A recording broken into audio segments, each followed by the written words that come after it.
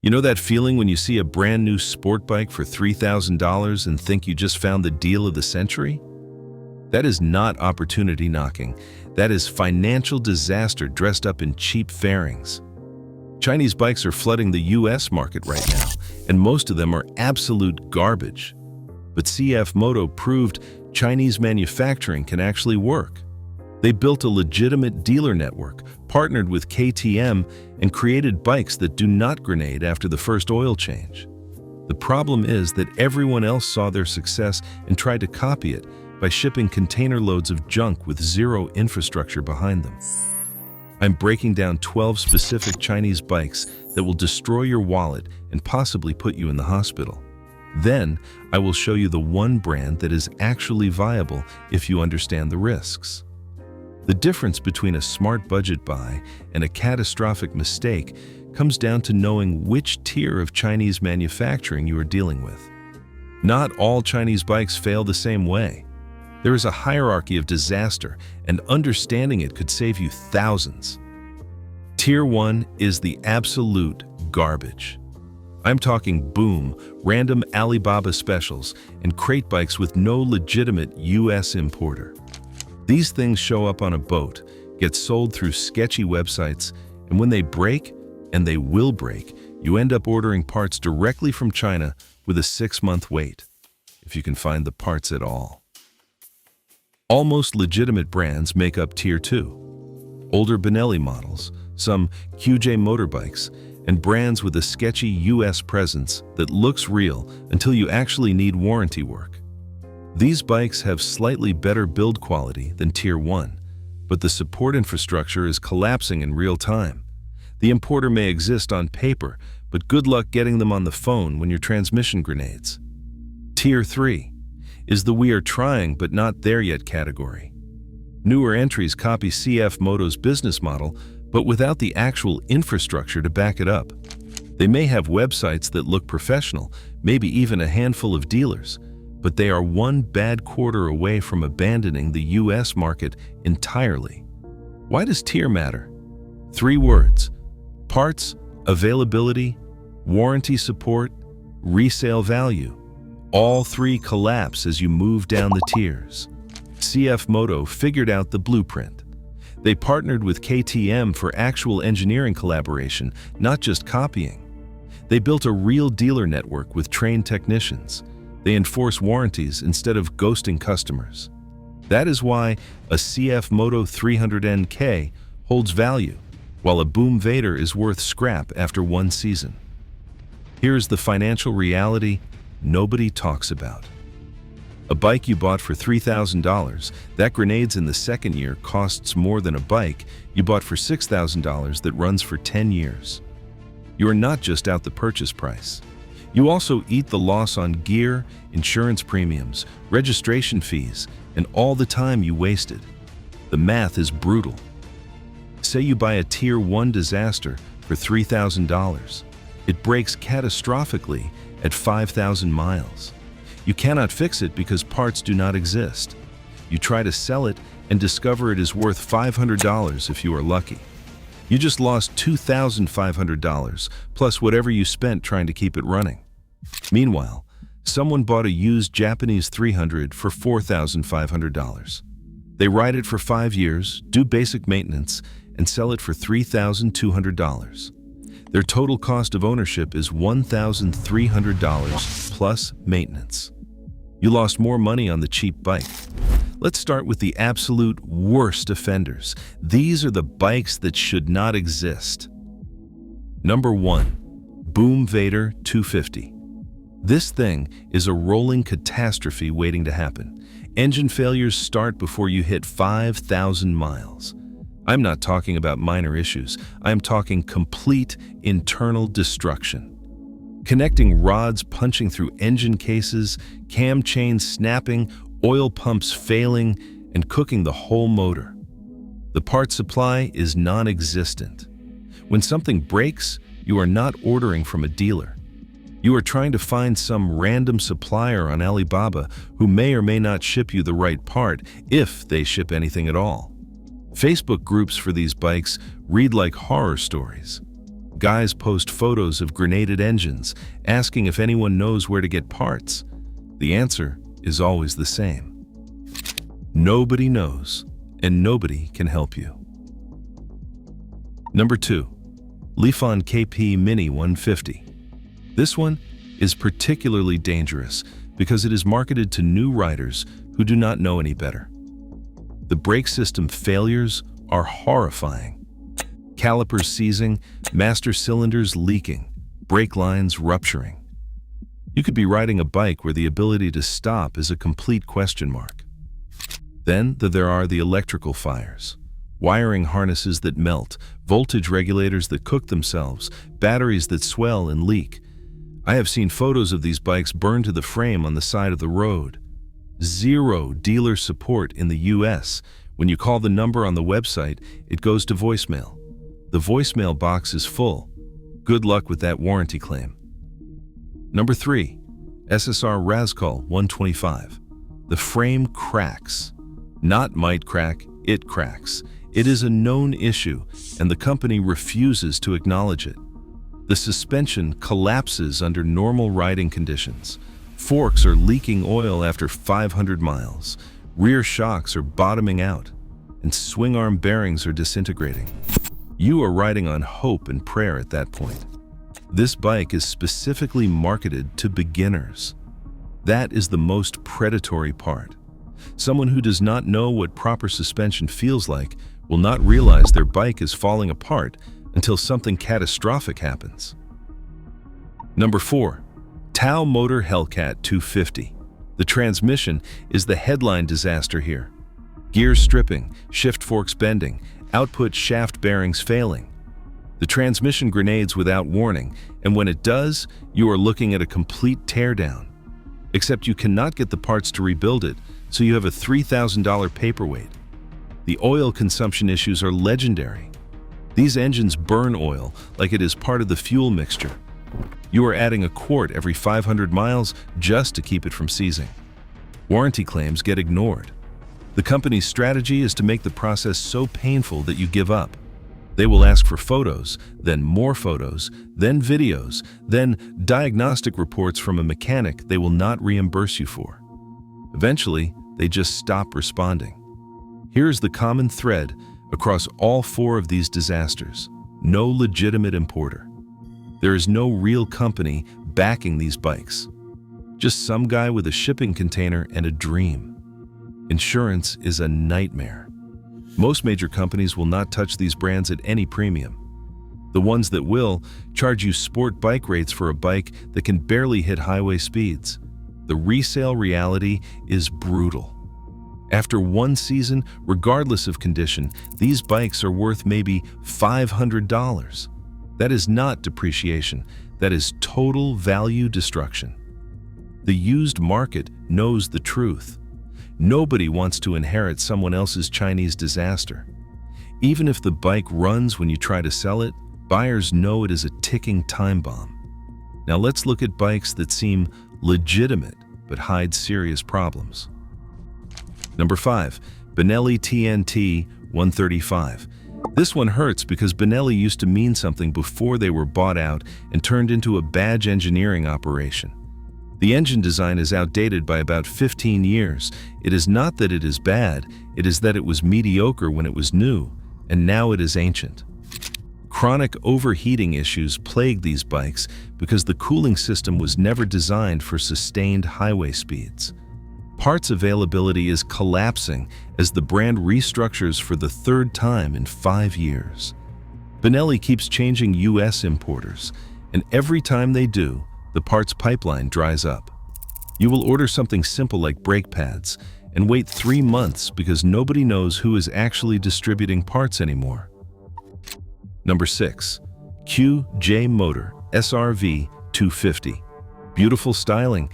It is an absolutely gorgeous bike to look at. That is the trap. The electrical system failures are constant. Voltage regulators fail. ECU glitches occur, and charging systems cannot maintain battery voltage. Your bike will leave you stranded. When you take it to a dealer, they will say they need to send the ECU back to China for diagnosis. There is no US fix for these electrical problems. Diagnostic software does not exist here. Trained technicians do not exist here. You are paying to ship components across the Pacific and hoping someone in China will help you. Number 7. Zantes 310R. This bike almost works. That is what makes it so frustrating. The transmission problems show up around 8,000 miles. Expect hard shifting, false neutrals, and gears popping out under load. The cam chain tensioner failures are the real killer. And when that fails, the engine eats itself from the inside. The limited dealer network means you can be stranded when something breaks. There might be a Zantes dealer in your state, but if you are 3 hours away when the bike dies, you will be paying for a tow truck and hoping they have parts in stock. They will not. Number 8. Vogue 500R. This one is particularly deceptive because it rides decent for the first 3,000 miles. You'll think you got lucky. You'll think maybe you found the diamond in the rough. Then, the cooling system fails, and the engine cooks itself. Radiators cracking, water pump seals failing, thermostats sticking closed. By the time you notice the temperature gauge climbing, the damage is done. Here is why these 4 are worse than Tier 1. They cost more up front. You are spending $5,000 to $7,000 instead of $3,000. When they fail, your financial loss is bigger. You have more money tied up in a bike that is now worthless. The legitimate importer trap is real. These companies exist. They have websites, phone numbers, even a few dealers scattered around. But when you actually need them, they cannot get parts. They cannot honor warranties. They vanish when you press them for answers. The depreciation death spiral is vicious. You lose 60% of your money in the first year because the used market knows the truth. Buyers are not stupid. They see a Vogue 500R with 3,000 miles listed for $3,500, and they know exactly why it is for sale. You paid $6,500 new. You rode it for 1 season. Now it is worth less than half what you paid, and you still owe money on the loan. The next tier is the most dangerous because they almost work. Number 9. Moto Morini X Cape 650.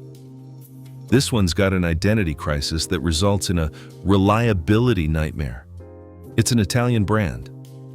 Except it's not really Italian anymore. It is Chinese manufacturing with Italian design language slapped on top. You are paying for the heritage and getting none of the quality that made that heritage mean something. The cam problems are widespread, with excessive wear, noise, and eventually complete failure. Oil consumption issues compound the problem because these engines burn through oil, which accelerates the cam wear and makes everything worse. You are stuck in this weird middle ground where Italian dealers do not want to touch it because it is Chinese, and Chinese parts suppliers do not support it because it is branded Italian. You get the worst of both worlds. Number 10. SLWM Gran Milano 440. Another vintage name that got bought out and turned into a badge engineering disaster. The engine is just rebadged Chinese engineering with zero Italian input. It has the same cam problems as the Moto Morini and the same oil consumption issues. The pattern repeats because they are all pulling from the same parts bin in China. The real problem is parts backorder hell. SWM does not have the supply chain figured out. You will wait months for basic maintenance items. Forget about getting crash parts. You are looking at a 6-month wait minimum if the part even exists. Number 11. FB Mondial HPS 300. They took a legendary Italian racing name from the 1950s and slapped it on Chinese bones. The chronic electrical failures are constant. You get random stalling, gauge clusters going haywire, and fuel pump failures. The bike will leave you stranded in ways you cannot predict or prevent. Parts are permanently backordered. The US importer is barely hanging on. When you call for parts, they will tell you everything is on back order with no ETA. That is code for no one knows if or when more inventory will arrive. Number 12 is the Brixton Crossfire 500. Austrian design with Chinese execution. It looks fantastic in the showroom. That is where the good news ends. The fuel injection system fails in creative ways. Throttle position sensors fail, fuel pressure regulators leak, injectors clog. The engine control unit cannot compensate because the programming is garbage. When it breaks, you are stuck. There is no dealer network worth mentioning. The few shops that agreed to carry Brixton are quietly dropping the brand because they cannot get support from the importer. Here is the rebrand trap in action. Legacy European names license their badges to Chinese manufacturers. You think you are buying Italian or Austrian engineering. You are actually buying the same Chinese components as the Tier 2 disasters, just with a fancier logo and a higher price tag. This is why these fail, where CFMoto succeeds. CFMoto built a real partnership with KTM. They did not just license a name. They collaborated on engineering, shared technology, and built infrastructure together. These rebrand bikes are just badge engineering and hope. You are making a $7,000 mistake when you buy one of these. You are paying near Japanese prices for Chinese reliability without getting the Chinese pricing advantage. It is the worst possible position. The financial devastation is complete. You are stuck between cheap Chinese depreciation and premium bike payments. The bike loses value like a Chinese budget bike, but you are making payments like you bought a Yamaha. Your $7,000 Brixton is worth $2,500 after 1 year. You still owe $5,200 on the loan. You are underwater by $2,700, and the bike does not even run reliably enough to ride. So what should you actually buy if you're on a budget? CFMoto 300 NK, 450 SS, or 650 NK. Those are your options if you're buying new Chinese. Why does CFMoto work when everything else fails? The Chem partnership means real engineering collaboration, not just copying someone else's homework. They are sharing technology, sharing quality control processes, and sharing supply chain infrastructure. The US dealer network is established. Real shops with trained techs who can actually fix your bike. When something breaks, you are not calling a voicemail box in California that never gets checked. You are calling a local dealer who has parts in stock. The warranty is enforceable. CFMoto honors their warranties because they have the infrastructure to support it. They are not ghosting customers and hoping they give up. Here is the reliability caveat. CFMoto still is not Honda-level proven. These bikes do not have 20 years of data showing they will run forever with basic maintenance, but they are light years ahead of the disaster bikes we just covered. The financial math actually works. A $5,500 CFMoto that holds 60% of its value beats a $3,500 junk bike worth $400 in 2 years. You lose $2,200 on the CFMoto versus $3,100 on the disaster bike.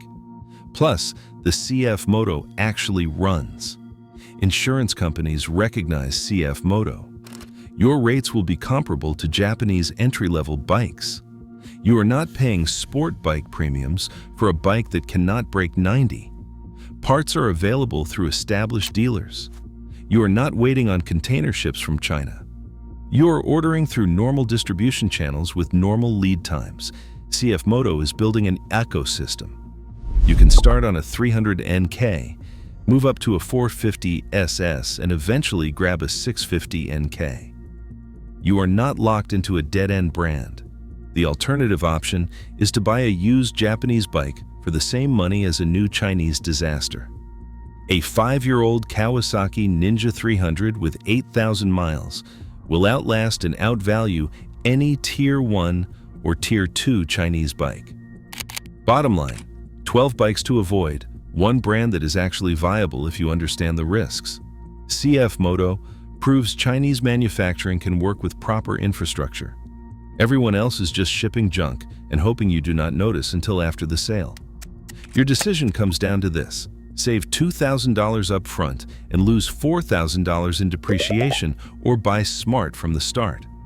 Which of these 12 disasters have you seen broken down on the side of the road? Drop a comment. Hit subscribe for more financial reality checks the motorcycle industry will not tell you.